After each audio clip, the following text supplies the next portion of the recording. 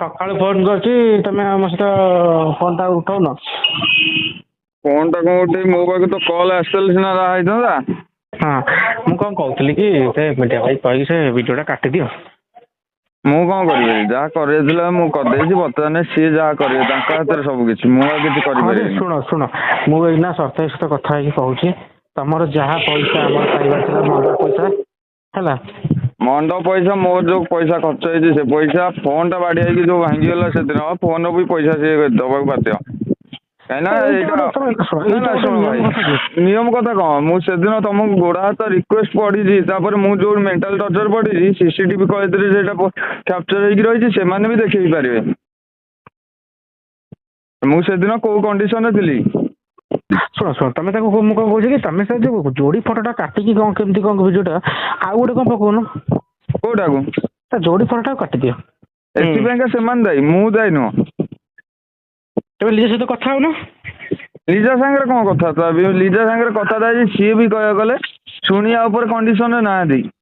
କଣ କହୁଛି ଚନ୍ଦନ ମତେ ଡାଇରେକ୍ଟ ଆଜି ଫୋନ କରିକି ଧମକ ଦେଲା, ଗାଡି ଚଢେଇଦେବି, ଇଏ କରିବି ଆଜି ସିଏ କରିବି ଆଜି। ଇଏ ତ କେତେବେଳେ? ଦିନକୁ ଦିନ ତାଙ୍କର ଉତ୍ତୁପାତ ହଉଛନ୍ତି, ମୁଁ ସେଠି କଣ କରିପାରିବି କୁହ?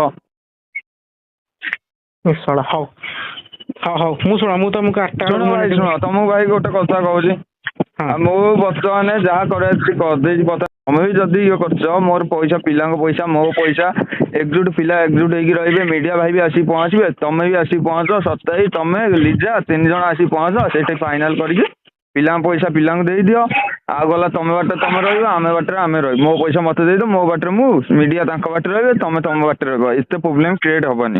ଗୁଡୁ ଭାଇ ଏଠି ତମେ କଣ କହିଥିଲ, ପ୍ରଫେସନାଲ ରେ କାମ କର, ପର୍ସନାଲ ମ୍ୟାଟର କିଛି ଏଠି ମୁଣ୍ଡ ଭର୍ତ୍ତି କରନି, ପର୍ସନାଲ କିଛି ଭର୍ତ୍ତି ବାସ୍ କରନି, ବାସ୍ ବାସ୍ ବାସ୍ ଏ କଥା କହିଛ। ଏଠି ହଁ ପ୍ରଫେସନାଲ ଜାଗାରେ ପର୍ସନାଲ କାହିଁକି ଆସିଲା, ତମେ ଆଗ ଏଇଠି କୁହ। ମୁଁ କଣ ପର୍ସନାଲ କିଏ ହେଲା? ନା ନା ତମର ଏଜେଣ୍ଟ ଲିଜା ନା, ତାଙ୍କୁ ପଚାର। ହଁ ମୁଁ ସେଟା କାଇଁ ପଶିଲା ମୁଁ ତାକୁ କହିଦଉଛି ହେଲା। ହୁଁ ମୁଁ ଏଇଟା ତା ସହିତ କଥା ହଉଛି ହେଲା। ହୁଁ ହେରା କାହିଁ ସେ ପଶିଲା ମୁଁ ତାକୁ କହୁଛି, ସେ ଆଉ ପଶିବନି। କିନ୍ତୁ ଆମେ ଆମର ଆପୋଷ ମନରେ ତମେ କଣ କେତେ ଟଙ୍କା କଣ ହେଲା। ମଣ୍ଡପ ପଇସା, ତାପରେ ଖାଇବାକୁ ଯୋଉ ପଇସା ଦେଇଛି ସେ ପଇସା, ତାପରେ ତାର ଭୂତ ଛଡେଇ ହେଇକି ଆସିଲା ସେଦିନ 500-600 ଟଙ୍କା ସେଠିକି ଖର୍ଚ୍ଚ ହେଇଥିଲା, ସେ ପଇସା ମୋ କୋଉଠି ଖର୍ଚ୍ଚ ହେଇଥିଲା? ମଙ୍ଗଳବାର ଦିନ ଆମେ ସାଡେ ଯୋଉ ଭୂତ ଛଡେଇକି ଯୋଉ ଆସିଲୁ, ହଁ ରୁମ ରେ ଖାଇବାକୁ ପିଲାଙ୍କର ପଇସା ନଥିଲା, ସେଦିନ ଯୋଉ 500 ଟଙ୍କା ଦିପହର ଟାଇମ ରେ ସକାଳ ଟାଇମ ଟା ଦିଆହେଲା, ସେ ପଇସା ଟା ମୋ ହାତକୁ ଦେଇଛି ନା ଦେଇନି, ତମକୁ କେତେ ଥର ମୁଁ ଭାଇ କହିଛି। ତମେ ଶୁଣ, ସେ ଯେତିକି ପଇସା ତାପରେ ଗୋଟେ ତମେ ଦିନ ଯେତିକି ରାତିରେ ପଇସା ଶୁଣ ମତେ ଶୁଣ, ଯେତିକି ପଇସା ଆମେ ଦେଇଛୁ, ତମେ କେତେ ପଇସା ନେଇଛ, ସୋସାଇଟିରୁ କେତେ ପଇସା, ମୋଠୁ କେତେ ପଇସା? ଫ୍ୟାନ ପଇସା ହେଇଗଲେ 10-12 ଦିନ ହେଇଗଲା। ଫ୍ୟାନ ପଇସା ଦିନକୁ 400 ଟଙ୍କା ଲେଖା ଭଡା, ହିସାବ କରିଦେ କେତେ ଟଙ୍କା ହେଲାଣି ଫ୍ୟାନ ପଇସା।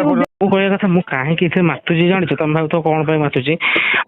କାହିଁକି ପ୍ରଥମ କଥା ହଉଛି ଯେ ମୋ ନାଁ ଟା କହିଛ। ଦ୍ୱିତୀୟ କଥା ହଉଛି ଯେ ସର୍ତାଇ ନାଁରେ 3-4 ଥର ଖଣ୍ଡେ କହିଛ ହେଲା।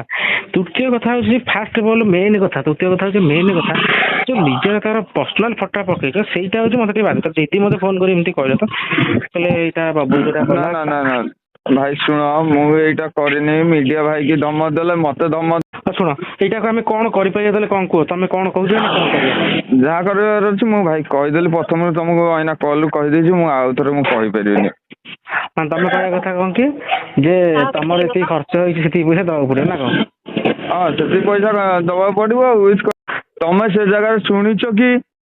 ମତେ କି କମ୍ପ୍ଲେନ, ମତେ କୋଉ ଦିନ ଗୋଟେ କି ଲିଜା କହିଛି କି? ପାଖରେ କେହି ଜଣେଇନାହାନ୍ତି, ଲିଜାକୁ କେହି ଜଣେଇନାହାନ୍ତି କି? ଲିଜାକୁ ସମସ୍ତେ ଜଣେଇଛନ୍ତି। ଗଗନ ଭାଇର କିସ୍ତି ପଇସା, କିସ୍ତି ଦିଆହବ, ତମକୁ ଶରତ ଭାଇକି କହିଛି, ତାପରେ ତମକୁ କହିଛି। ଏଇଟା କଲେ କି କିସ୍ତି ପଇସା ସେଠି 1500 ଟଙ୍କା ଗଣା ହେଲା। ମୁଁ ବର୍ତ୍ତମାନ ସେଠି ଗଣା ହେଇଛି।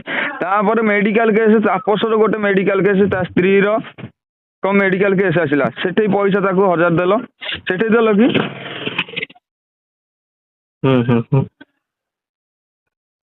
ହଉ ଠିକ ଅଛି। ଶୁଣ ଭାଇ, ମୁଁ ଏଇଟା ତମକୁ 8ଟା ବେଳକୁ କଲ୍ କରୁଛି ହେଲା। ହୁଁ। ମୁଁ ସେ ଚଣ୍ଡୀକୁ ଫୋନ